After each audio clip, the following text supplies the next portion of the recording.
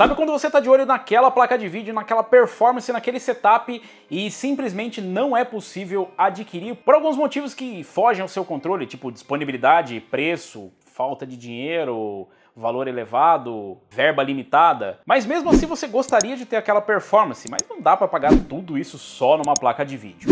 E se eu dissesse para vocês que dá para você ter praticamente a mesma performance pagando o mesmo, no PC inteiro, ao invés de só na placa de vídeo?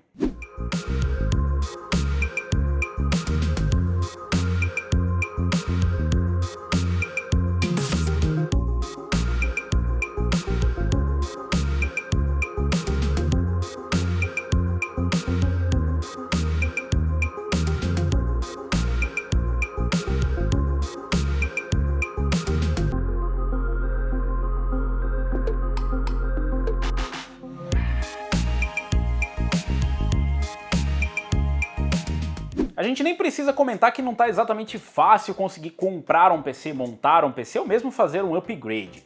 Mas eu tenho que dizer para vocês que ainda é possível montar. Claro que não com os preços que você gostaria, os preços do passado, mas mesmo no preço presente, ainda existem algumas alternativas que você provavelmente não explorou. Se você precisa montar um PC inteiro e está pensando, meu Deus, pagar tudo isso numa placa de vídeo, isso aí é o preço de um PC inteiro, talvez você esteja certo. Dando uma pesquisada, eu encontrei uma placa de vídeo que talvez você não tenha percebido, mas tem basicamente a mesma performance de uma outra placa de vídeo que você estava pensando em comprar.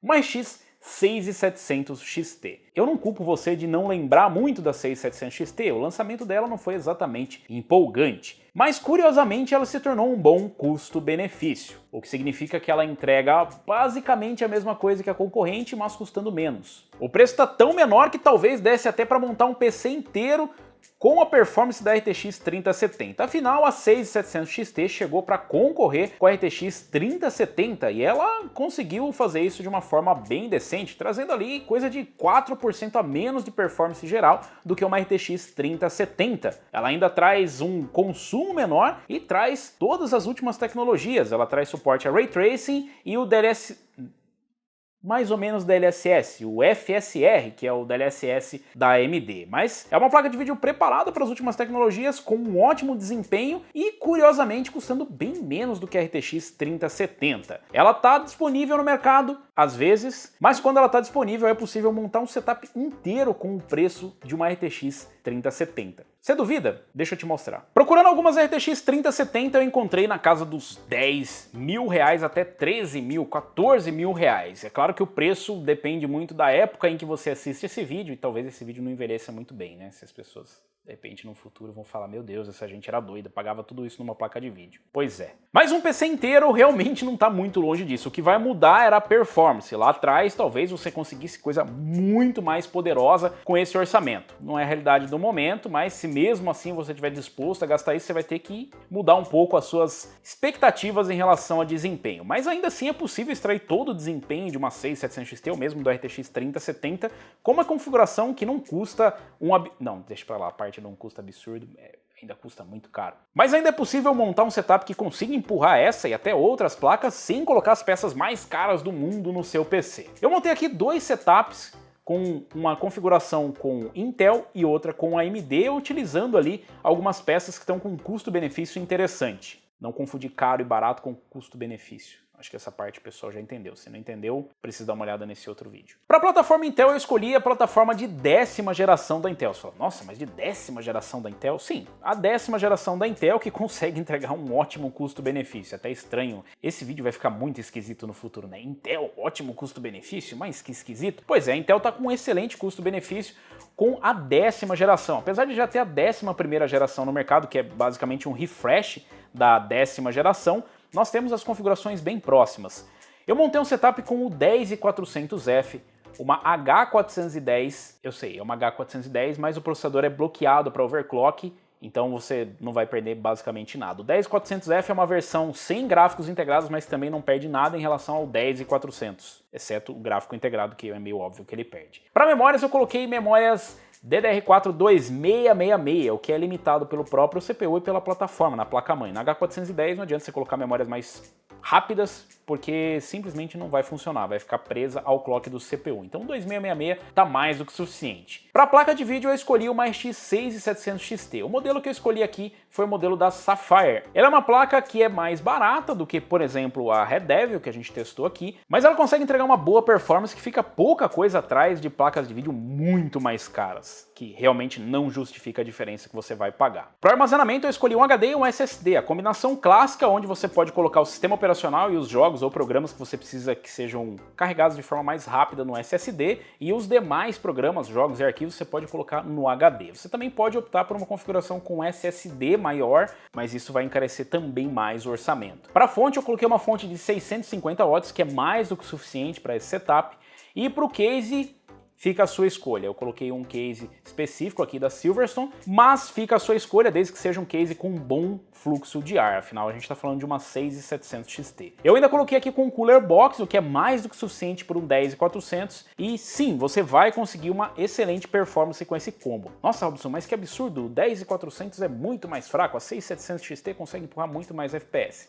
Em Full HD, talvez, mas essa é uma placa voltada para Quad HD, ela não é uma placa voltada para Full HD. E se você está pensando em muita performance, tirar o máximo de FPS, você está indo para o caminho errado, você deveria estar focando mais em CPU, já que em Full HD a maior parte do trabalho vai cair nas costas do CPU. Ele é quem precisa ditar qual GPU você vai precisar para extrair o máximo de performance. Já para Quad HD ou 4K, que não é exatamente para o qual essa placa é focada, mas ainda é possível rodar em 4K com alguns ajustes na qualidade, a 6700 XT vai ser muito bem servida por um i5 10400F. Eu sei que soa bastante estranho, mas a gente não está falando aqui de uma RTX 3090 ou de uma 6900 XT. E quando você joga a carga em cima da GPU, você precisa apenas que o CPU ou que o restante do sistema seja capaz de servir. 16 GB de memória também é mais do que suficiente e a fonte também suporta esse setup. Mas se você não quiser ir de Intel, também dá para ir de AMD. Para o setup da AMD eu escolhi um Ryzen 5 3600, 6 cores, 12 threads, e que também é mais do que suficiente para conseguir empurrar uma 6700 XT. A gente também vai utilizar o Cooler Box aqui. Para a placa-mãe eu escolhi uma A520, que também é mais do que suficiente, já que o Ryzen 5 3600 tem 65 watts de TDP e, claro, vai limitar um pouco o seu upgrade. Se você pensa em upgrade futuro, tanto na Intel quanto na AMD, você vai ter que gastar mais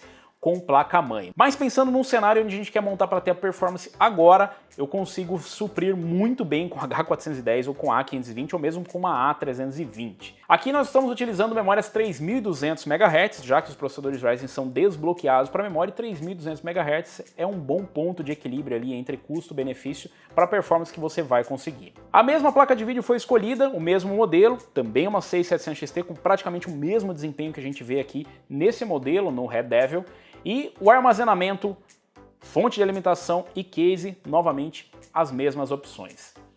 O setup da AMD ficou em 10.185 à vista e o da Intel em 9.900. Então uma pequena diferença de preço, não é exatamente gritante a diferença de valores. Sim, ainda é muito dinheiro, mas se a gente comparar com uma RTX 3070, dependendo do modelo, fica ou no mesmo preço ou muito mais barato. É importante lembrar que esses preços você encontra por conta de ser uma configuração full custom aqui no site da Terabyte, então isso varia de loja para loja e de como você está comprando a peça. Aqui a gente consegue um preço bem mais baixo na 6700 XT, mas mesmo no preço regular dela, ela ainda custa bem mais barato do que uma 3070, pelo menos no momento que a gente grava esse vídeo. E se você quiser conferir essa configuração, dá uma olhada no link aqui na descrição do vídeo. Claro que, como eu disse para vocês, a situação pode mudar, mas a performance da 6700 XT não vai mudar. E como vocês podem ver aí, ela foi mais do que suficiente para conseguir empurrar os games em Quad HD e numa boa qualidade, principalmente comparadas às concorrentes. Se a gente comparar com uma RTX 3060, que não custa muito mais barato do que uma 6700 XT no momento,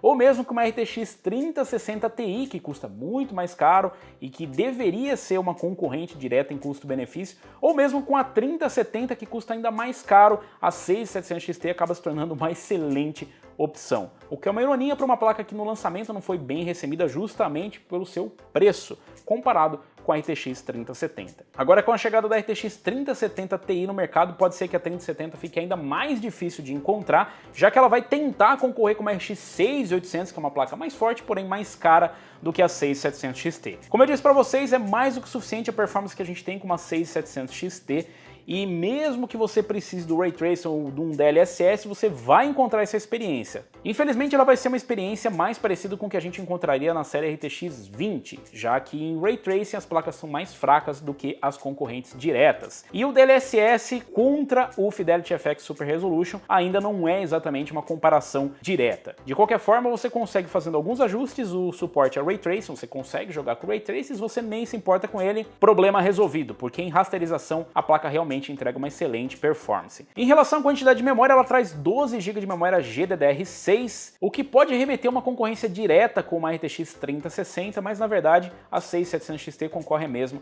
com a RTX 3080, que tem 8 GB, o que pode fazer você pensar que é uma grande vantagem, mas na prática a gente não encontra situações onde você realmente precisa dos 12 GB de memória em nenhuma das duas placas. E quando isso ocorre, normalmente é numa situação que está fora do que a placa foi realmente projetada para fazer. Ou seja, se você está rodando em 4K com níveis absurdos de texturas ou em resoluções ainda mais altas, coisas que essa placa realmente não foi projetada ou não foi designada para cumprir a missão no mercado. É uma placa para Quad HD, claro, pode ser utilizada na resolução que você quiser, dadas as devidas limitações, dá para você rodar em 4K e ter uma boa performance ainda, mais sacrificando um pouco dos detalhes, ou rodar em Full HD, mas para isso você vai precisar de um CPU ainda mais forte. Nos testes que eu realizei aqui, eu utilizei um Ryzen 9 5900X, 32 GB de memória, uma fonte de 850 watts, um SSD de 1 TB NVMe, mas nada disso faz muita diferença quando o limitador é a GPU. Então em Quad HD você já começa a encontrar uma limitação